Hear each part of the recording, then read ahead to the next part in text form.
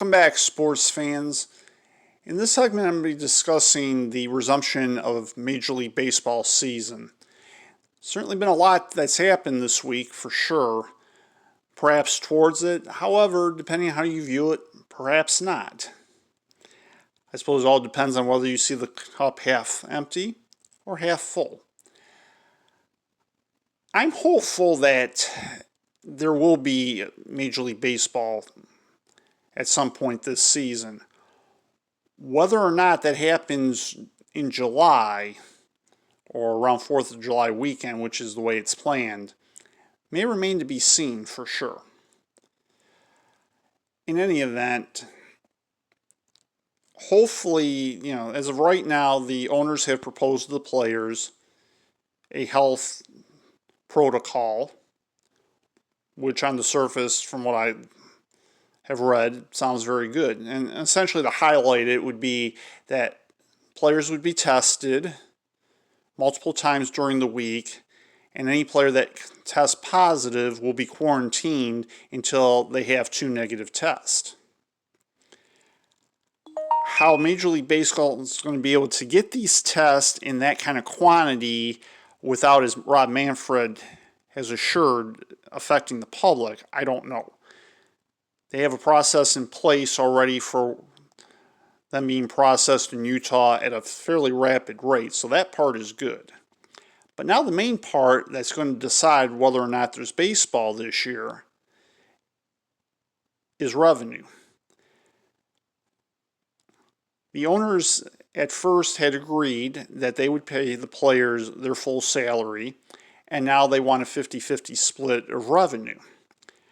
However, some of the things that bother me outside of that is it seems like the owners are using this as leverage against the players. They may be doing so monetarily, I don't know, but certainly they're wanting to change some of the things about the game for sure. One of those things is they want a universal DH for the rest of the season. Well, the National League's never had a DH, so why the owners would want that, I don't know. 82-game season seems reasonable, though I think they could get more games in that time. I don't have a problem with that. I don't have, on the surface, a problem with expanding the rosters to 50 players if there's not going to be a minor league season from the normal 30.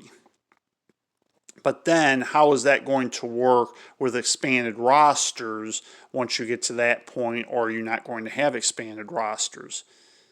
Maybe not, I don't know, and that's one of the questions I have about that for sure. On the surface, it seems to me that the owners are trying to leverage the players. I don't know if they're trying to cheat them out of money. I mean, as the argument goes, it is millionaires versus billionaires, and there's a lot of money at stake. There's no question about that. But I think all the way around, if you don't have a major league season this year, it's going to be detrimental for everybody, but none more so than Major League Baseball itself.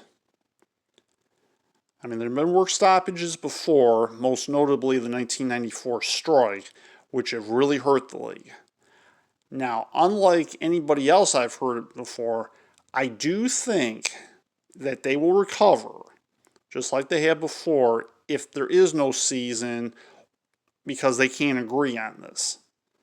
However, I think it's going to take a very long period of time for baseball to recover from this.